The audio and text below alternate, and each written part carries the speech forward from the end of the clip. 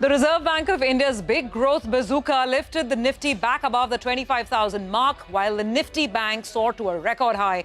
Friday's rally helped Dalal Street end the week in the green on a positive note. On this week's edition of Editors Roundtable, we decode the RBI's monetary policy, put the spotlight on railway stocks, and also take you through the bitter feud playing out between Donald Trump and Elon Musk. I'm Surbhi Upadhyay. With me, as always, Prashant as well as Nimesh. Guys, what a week, right? Oh. Thank God it's Friday. I know. This week looked like let the Friday come. It was really a hectic week. Conferences, RBI. So many blogs, Trump fighting with. You know what I'm going to do is I'm going to go back to all our episodes and every Friday. We see the same. I mean, I think that... No, but this time we really felt it. Like this Friday couldn't come soon enough. And when it did, the Friday itself was a bang. This week also looked big. Yeah, because of conferences, blogs, so much happened. Hectic. But I think the week itself, I was just doing a wrap for the evening, and there's no point really doing Friday to Friday because I think, the day itself defined the week. Yeah. And I think when you think about it, when you come back on Monday, you're not going to look at the whole week, what markets did. You're going to pick off in terms of just where sentiment is, where markets are. And all of that has been defined by the RBI. And maybe over the weekend, if something comes from the US with that phone call, etc. But I think the defining moment, the defining day was really the RBI. And Surbhi, you put that interestingly. It lifted growth. I think it's lifted the Nifty. Yeah. Now it needs to lift the actual growth as well. Growth also. That's true. So very quickly, just to sort of wrap this up and why Friday became the defining day of the week.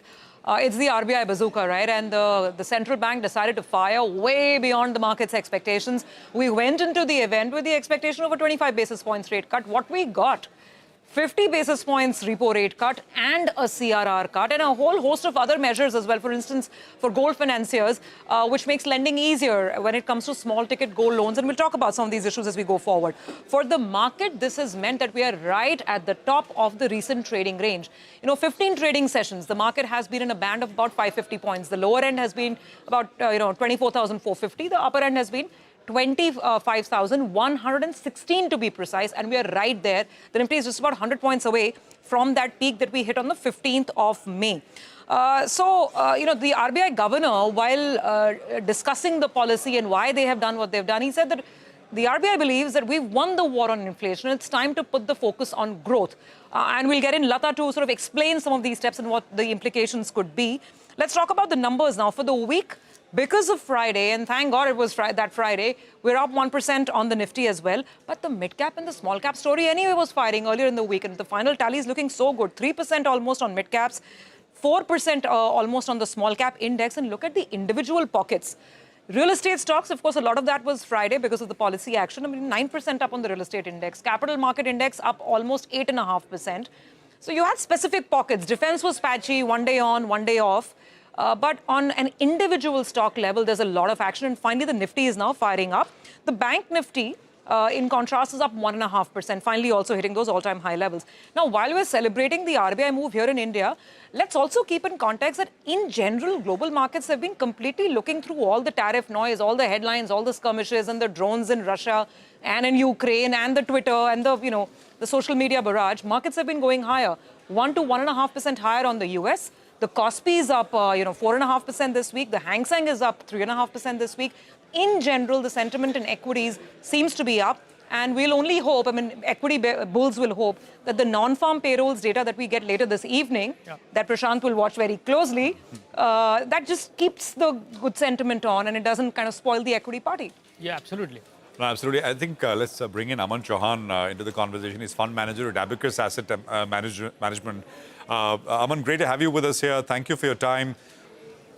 Hi. Where will this RBI boost show up most from a stock market perspective? Which today, for example, it was banks, NBFCs, your capital market companies, the Nippon Mutual Fund and HDFC AMC, SBI card was up sharply. So it was all, financials, holding companies for some reason were jumping. But where will the real estate was another? Where will this show up in a big way, in actual way, in a sustained way, durable way? Aman. I think at least for the next few weeks, it has to be financials, but more so NBFCs than banks. It can also happen in say now mid-sized PSU banks, because you have seen large private banks already moved up. You have seen large PSU banks also moved up. So mid-sized PSU banks, mid-sized bank, NBFCs, that's where I think where the buzz is going to be. Ultimately, what will happen is whatever is not moved up will move up once. Then people will try and realize to which is better way on price to book, ROA, ROE. That will all come subsequently. But for now, once whatever is not moved has to move up once. So today was the first day. I expect something similar to continue next week also. You know, Digant Haria Aman was with us, and he was saying that banks, institutions with weaker liability franchises, and he named a few names also, RBL and Indocent and Yes, etc. These may benefit disproportionately, and these are also, I think they also kind of fit what the criteria you mentioned, things which have not done very well in that sense. You talk about PSU banks. Would you agree? These are more of catch-up trades because for a genuine and justified reason, they are all trading below book, right? But now, when everything else is now moved beyond book, you want to have a relative trade. So in that relative trade, all this fits in. So the mid-tier PSU banks, RBLs, and investment banks of the world, they also see and you can say a push up. So it's like tide lifting all boats. So the bigger boats are already there. The smaller boats are now going to follow. Okay, big boats and smaller boats, but they're all going to go flying, as Aman put it. Aman, coming back to you, but let's go across to Lata now, who in the morning was telling us this is preview that maybe we should expect fireworks, and I think fireworks is what we've got. Lata, over to you. Well, since this is RCB week, let me start with some cricket analogies. The governor actually came out and batted like Josh English, didn't he? I mean, who expected so many sixers? A double rate cut, 50 bips, and a 100 bips CRR cut. I can't remember when we last got a 100 bips CRR cut. Was it during the Lehman crisis or something? Even last November, Shaktikanta gave us only a 50 bips. So that was like really mind-boggling innings. But then he just got converted himself into, what do you call it, Rahul Dravid? I know that's my times. But just went back to the crease, as it were, and changed the stance from accommodative to neutral. So what does this mean? It doesn't mean more cuts. It means the August cut has been advanced to June. That's the only way you can read the word neutral. And also, neutral should more likely mean that there are no more rate cuts. There is the chances of a further rate cut and taking the repo to 5/4 now drops very steeply, because I specifically asked the governor that, and he said, you may have a 3.7% inflation cut now, but next year it is 4.5%. So that is exactly what the market wanted to hear. If you are looking at the inflation at 4.5%, then you have to add that 1.5% positive real return. Then you are at already at 5.5%. There is no further scope to cut rates. So chances are the market will get used to that idea. That's about bonds. So the bond rally kind of peters out. Because of that, it kind of, has to stop over there. The other important point that he made is the impact on banks. That's the CRR cut. Immediately, the repo cut is what comes into effect. CRR comes into effect from September. The repo cut of 0.5% not expected, which means about 30% of the loans of every bank suddenly gives you 0.5% less. So it's going to be a bad first quarter for banks as far as their margins are concerned. But it starts improving. Because once the CRR cut starts factoring in, then, your cost also becomes cheaper. And as the year goes by, all your deposits start getting repriced. And therefore, banks are likely to exit the year with a very good margin. What the SBI chairman very beautifully put up as a U-shaped curve as far as the margins are concerned, fall and then rise just as dramatically. That's the story on banks. Exit FY26, very good. And for the rest of the market, the interest rate sensitives, NBFCs, real estate, those depending on consumer loans, even autos for that matter, I think it's a very, very good deal indeed, because we are going to see retail loans actually, getting cheaper and cheaper as the year goes by. No, absolutely. Lata, thank you very much for that. And I think, important to set the context as Lata did. more money in the hands of the consumer, hopefully, which will come back into the economy. Let's just talk about the other thing, right? Which is sectors which have been zooming higher with regards to what we've seen in the market. Defense is one, and we've spoken about this quite a bit. But the other is railways. And Nimesh, you've looked at this in some detail. Prashant, what have you found? Last 1 month, all the railway stocks have been buzzing.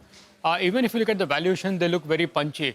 But the bigger thing is, if you look at the last 2 years of growth, that is what will surprise the market in a negative way. I'll just go to the wall and explain why I'm saying this.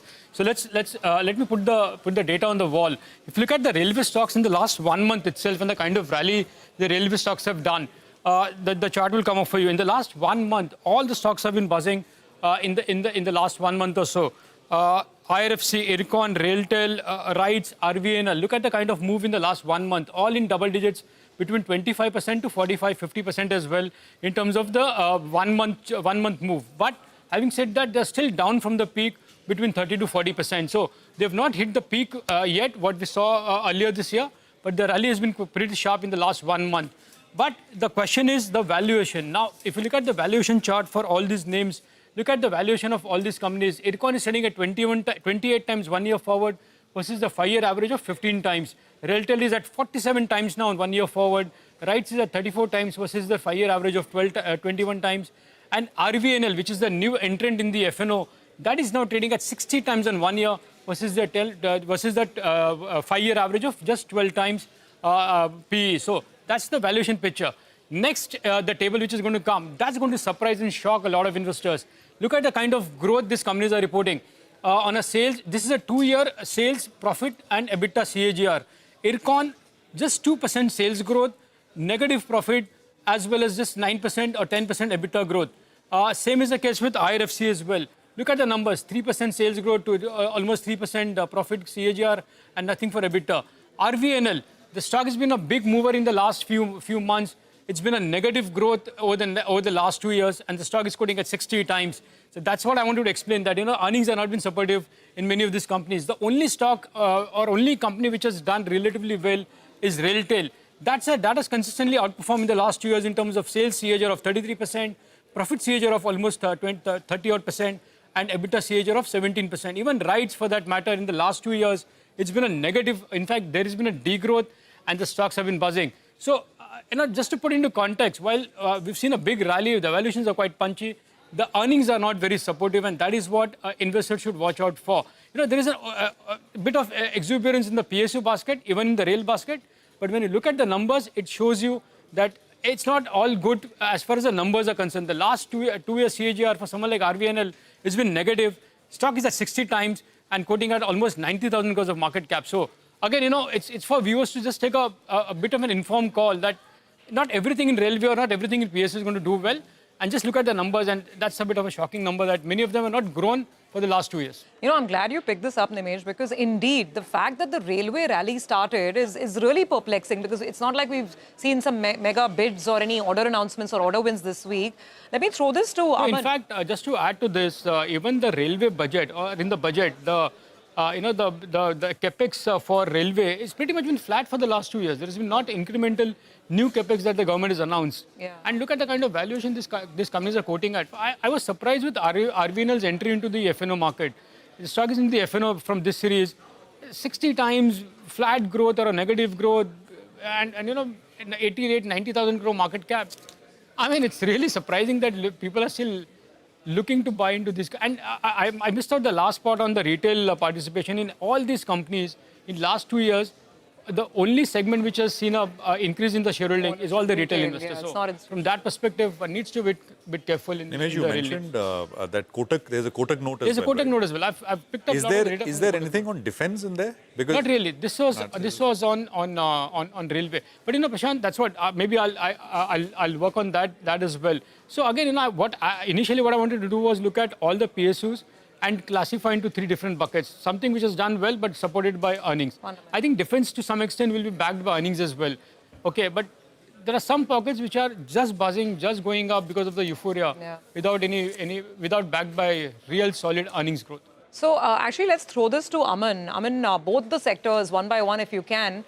Let's start with railways. Defense, like, Nimesh is also pointing out, some numbers are very good, some like Masgaon were disappointing.